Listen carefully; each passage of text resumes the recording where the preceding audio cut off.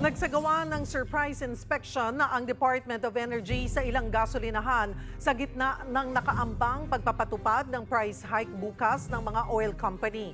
Para sa update, makakausap natin si Gerald de la Peña. Gerard, anong latest dyan? Cheryl, 2 gas station sa Bonifacio Global City ang pinuntahan ng Department of Energy para makita kung tama ang pagpresyo ng mga ito. Sinuri ng DOE kung tama ang dami ng inilalabas na langis ng mga pump nito at kung tama ang kalidad ng nabibiling langis dito. Base sa nakita ng ahensya, tama ang presyo at tama rin ang pagkakakalibrate sa mga pump ng gas stations. Pero kailangan pang suriin sa laboratorio ng ahensya ang kalidad na nabibiling gasolina, diesel o kerosene dito. Regular naman daw ginagawa ng DOE ang pag-iinspeksyon. Timing naman na ginawa rin ito ngayon ng DOE sa gitna ng pagtaas ng presyo ng langis. Pero sa ngayon, Cheryl, ayon sa monitoring ng DOE, pababa na ang presyo ng langis sa world market matapos mapabalita ang ceasefire sa pagitan ng Israel at Iran. Base raw sa presyohan nitong Lunes at Martes, posibleng magkaroon ng rollback sa susunod na linggo. Masisiguro ito kung magtutuloy-tuloy ang pagbaba ng presyo mula ngayon hanggang Biyernes.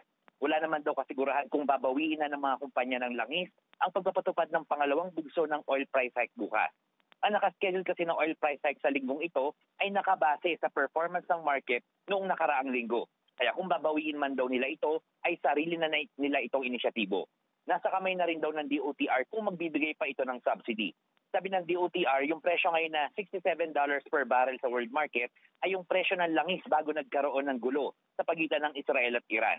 Cheryl, wala raw nakikitang kakulangan sa supply ngayon ng DOE, kaya umaasa sila na magtutuloy-tuloy na ang pagbaba ng presyo sa world market para bumaba na rin sa local pump prices. Cheryl. So Gerard, klaruhin lamang natin na posibleng wala ng pangalawang pagtaas bukas, pero yung itinaas na noong Martes ay hindi mababawi? Cheryl, ito lilinawin lang natin kasi kahapon parang sinabi ni Department of Energy OIC Sharon Garin na parang pinag-aaralan nila o kakausapin nila yung mga oil companies para huwag nang ituloy yung pangalawang bugso bukas. Pero kanina ang sinabi ng energy officials, mukhang mahihirapan ito dahil itong ang presyohan na itong nakaambang pagtaas nga na ang total ay 5 pesos, more than 5 pesos for this week.